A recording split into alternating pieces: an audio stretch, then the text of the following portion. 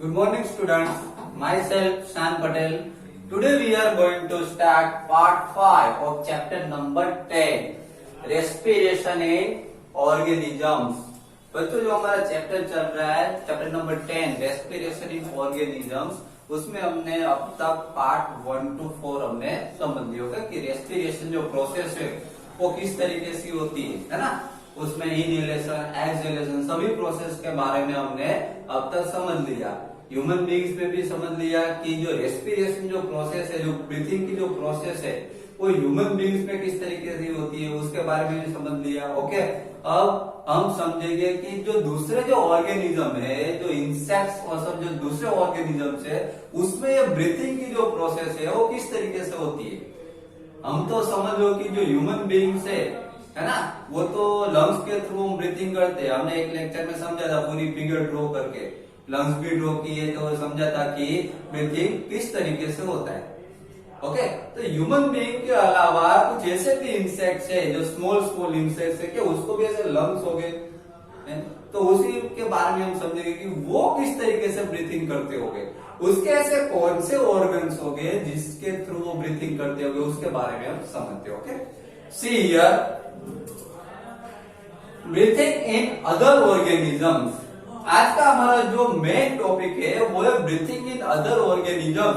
Human के अलावा दूसरे जो ऑर्गेनिजम्स है वो किस तरीके से ब्रीथिंग करेंगे उसके बारे में देखेंगे। Okay, see here animals such as elephants, lions, cows, goats, frogs, lizards, snakes, birds have lungs in their chest cavity like human beings.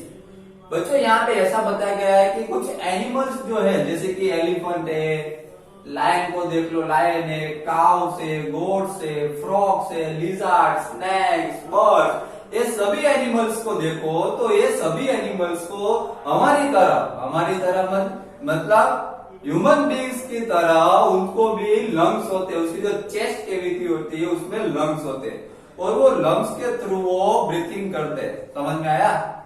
तो ये सब जितने भी एग्जांपल्स दिए गए, lion, elephant, cows, goats, frogs, lizard, snake, bird, इन सब में लंग्स होते हैं और ये वो लंग्स के थ्रू ब्रीथिंग करेंगे। उसकी जो चेस्ट कैविटी होगी उसमें लंग्स होंगे और वहां से वो ब्रीथिंग करते हैं। समझ में आया? Okay, now how do other organisms breathe. यहाँ पे ऐसा बताया गया है कि जो दूसरे ऑर्गेनिजम्स है वो कैसे ब्रीथिंग करते हैं। इसके अलावा do they also have lungs like human beings, क्या उसको भी ह्यूमन बींग्स की तरह क्या लंग्स हो गए। जैसे कि यहाँ पे कुछ इंसेक्ट्स की बात हो रही है, जैसे कि हमने देखा है कि कुछ स्मॉल इंसेक्ट्स होते हैं, देखा है कि नहीं, कुछ स्मॉल ऐसे एनिमल्स होते हैं, तो उसमें सब में तो लंग्स नहीं हो गए। जैसे कि ये सब में होते हैं काव, एलिफेंट, बफेलो, गोट, ये सब जो है ना, उन सब में ह्यूमन बीइंग इन सब में लंग्स होते हैं। तो हमको पता चलता है कि हाँ वो लंग्स के थ्रू ब्रीथिंग करते हैं। लेकिन जो दूसरे एनिमल्स है, दूसरे जो इंसेक्ट्स है, वो किस तरीके से ब्रीथिंग करते हैं, जिसको लंग्स नहीं है वो किस तरीके से ब्रीथिंग करेगा उसके बारे में आज हमको समझना है। तो वैसे दो एग्जाम्पल्स है बच्चों, एक तो हम कॉकरोच के बारे में समझेंगे, जैसे कि हमारे कैसे लंग्स है वैसे कॉकरोच में लंग्स नहीं होते। समझ में आ रहा है? तो हम एक कॉकरोच के एग्जांपल के थ्रू और दूसरा अर्थवॉर्म के एग्जांपल के थ्रू हम ये समझेंगे। तो हमारे पास आज मेन टॉपिक जो है दोनों वो कॉकरोच और दूसरा अर्थवॉर्म के बारे में है, बराबर। तो सबसे पहले हम स्टार्ट करने जा रहे हैं कॉकरोच। कहां से? Cockroach. Okay, see here a cockroach has small openings on the sides of its body. देखो बच्चों यहाँ पे ऐसा बताया गया है कि कॉकरोच जो है उसकी बॉडी पे स्मॉल ओपनिंग, उसकी साइड में क्या लिखा गया है, a cockroach has small openings on the sides of its body. उसका बॉडी के साइड में स्मॉल ओपनिंग्स का मतलब होता है कि स्मॉल होल्स होते हैं। क्या होते हैं? Small hole. समझ में आ रहा है? और वो स्मॉल होल्स जो होते हैं वो किस तरीके से ब्रीथिंग में हेल्प करते हैं वो समझते हैं। Other insects also have similar openings. Other insect दूसरे ऐसे इंसेक्ट्स भी है जो ये कॉकरोच की तरह उसको भी ऐसे स्मॉल ओपनिंग्स होते हैं। These openings are called spiracles. These openings are called spiracles. और ये जो ओपनिंग्स है उसको स्पाइरेकल्स कहा जाता है। याद रखिएगा, जो कॉकरोच जो है, कॉकरोच जैसा इंसेक्ट है, उसकी तरह दूसरे भी इंसेक्ट्स होते हैं जिसको ऐसे स्मॉल ओपनिंग्स होते हैं। ऐसे कॉकरोच की तरह से दूसरे भी बहुत सारे इंसेक्ट्स है, उसको स्मॉल ओपनिंग्स होते हैं। और ये स्मॉल ओपनिंग जो होते हैं और जो स्मॉल होल्स जो होते हैं उसको स्पाइरेकल्स कहा जाता है। याद रखिएगा। Okay, now insects have a network of air tubes called trachea for gas exchange. और ऐसे जो इंसेक्ट्स होते हैं, जैसे कॉकरोच की तरह ऐसे जो इंसेक्ट्स होते हैं, हम यहाँ पे कॉकरोच की बात कर रहे हैं। कॉकरोच में एक ऐसे जो इंसेक्ट जो है कॉकरोच, उसमें नेटवर्क ऑफ एयर ट्यूब्स का पूरा नेटवर्क बना हुआ होता है। और जो नेटवर्क जो है एयर ट्यूब्स का, उसको ट्रेचिया कहते हैं। क्या कहते हैं? ट्रेचिया। और आपको बता दूं कि जो ट्रेचिया जो है उसके थ्रू वो गैस एक्सचेंज करते हैं। क्या करते हैं? Gas exchange. जैसे कि हमने ह्यूमन बींग्स में क्या किया था? ह्यूमन बींग्स में गैस एक्सचेंज होता था। कहां से होता था? Through the lungs, through the nostrils, है ना। नोस्ट्रिल्स से अंदर एंटर होता था। ह्यूमन बींग में इस तरीके से प्रोसेस होती थी, जो एयर जो है हमारे नोस्ट्रिल्स के थ्रू अंदर एंटर होती थी। मीन्स एयर में मेनली ऑक्सीजन जो है नोस्ट्रिल्स के थ्रू अंदर लंग्स में जाता था और लंग्स में से सभी पार्ट्स में पहुंच जाता था, है ना। तो और बाद में क्या होता था? ये जो है वो क्या हुआ? इनहेल हुआ। उसी तरीके से कार्बन डाइऑक्साइड बाहर निकलता था, है ना। ह्यूमन बींग्स में ऐसा होता था। इस तरीके से गैस एक्सचेंज होता था, वो नोस्ट्रिल्स के थ्रू होता था।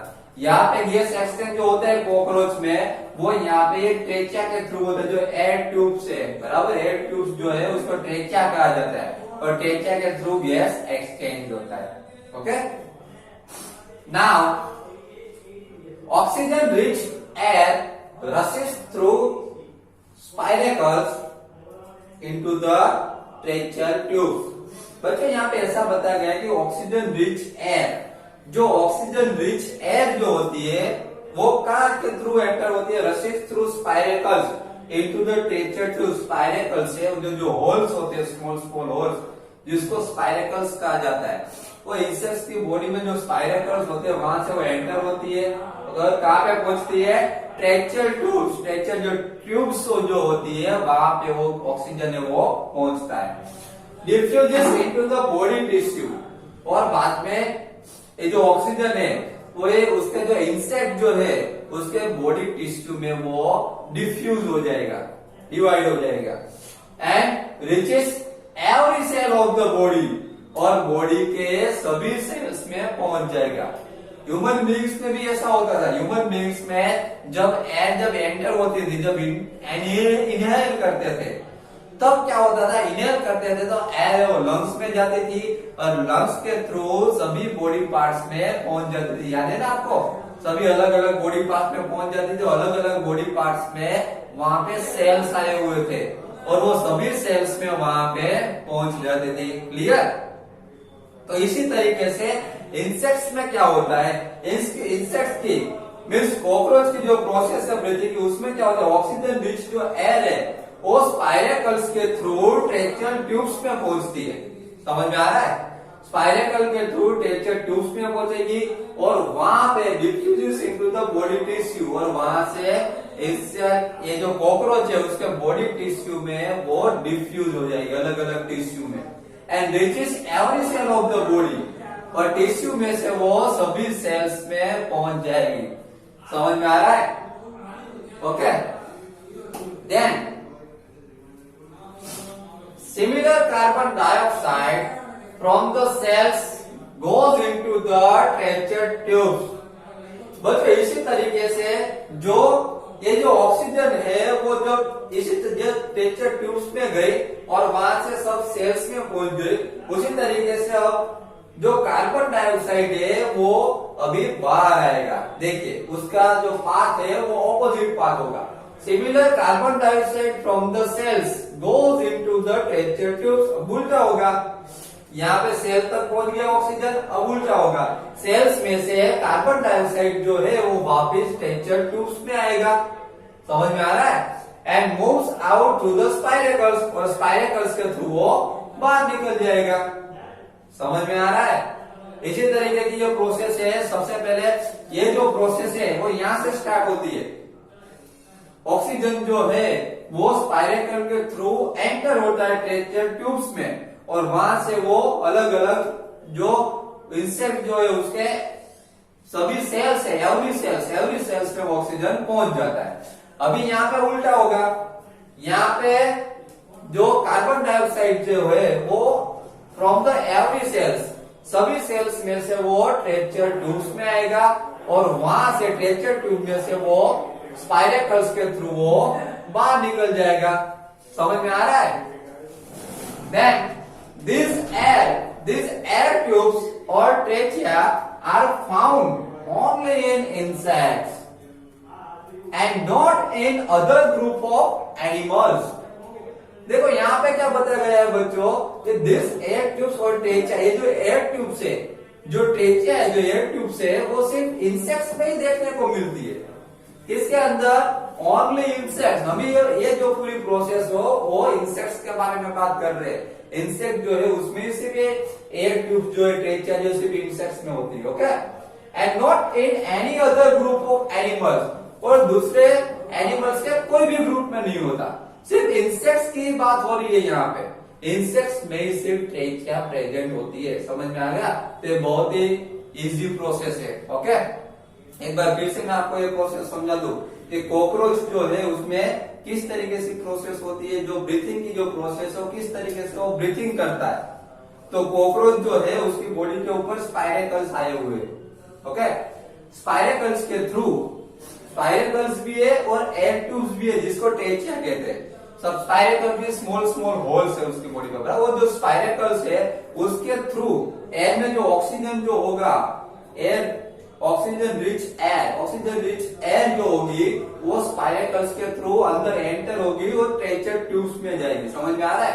ट्रेचर ट्यूब्स में से वो जो इंसेक्ट्स की जो बॉडी पार्ट्स है, अलग अलग बॉडी पार्ट, अलग अलग सेल्स जो है वो सभी सेल्स में वो ऑक्सीजन पहुंच जाएगा, समझ में आ रहा है। बाद में कार्बन डाइऑक्साइड की प्रोसेस में उल्टा होगा, अभी कार्बन डाइऑक्साइड को बाहर लाना हो तो लास्ट से स्टार्ट करने का, सेल्स में से, अभी सेल्स में से कार्बन डाइऑक्साइड वापिस आएगा, सेल्स में से वो ट्रेचर ट्यूब्स में आ जाएगी, एयर ट्यूब से उसमें, और वो स्पाइरेकल्स के थ्रू वो कार्बन डाइऑक्साइड है वो बाहर निकल जाएगा। तो समझ में आ गई पूरी process, clear, okay. Now earthworm, अब सेकंड जो टाइप से अर्थवॉर्म में ब्रीथिंग किस तरीके से होता है समझते हैं, देख। Earthworms breathe through their skins, याद रखिएगा, अर्थवॉर्म जो है वो अपनी स्किन के थ्रू ब्रीथिंग करती है, किसके थ्रू, स्किन के थ्रू वो ब्रीथिंग करता है earthworm. The skin of an earthworm feels moist and slimy on touching. Earthworm की जो स्किन है बच्चों, अर्थवॉर्म की जो स्किन है बहुत ही मॉइस्ट, उसको जब फील करते हैं तो बहुत ही मॉइस्ट होती है वो, एंड स्लिमी ऑन टचिंग, उसको टच करते हैं तो एकदम स्लिमी लगती है, जैसे कि आप जेली को कैसे टच करते हो वैसे एकदम इसकी अर्थवॉर्म की स्किन होती है। Gases can easily pass through them, ये जो उसकी जो स्किन है उसमें से गैसेस इजीली पास हो जाते हैं, याद रखिएगा। अर्थवॉर्म जो है उसके स्किन के थ्रू ब्रीथिंग करते हो क्योंकि उसकी स्किन जो है मॉइस्ट एंड स्लिमी होती है, और गैसेस जो है उसकी ये स्किन के थ्रू ही क्या हो गए, पास हो गए, क्लियर। देन दो frogs have a pair of lungs like human beings, they can also breathe through their skin, which is moist and slippery.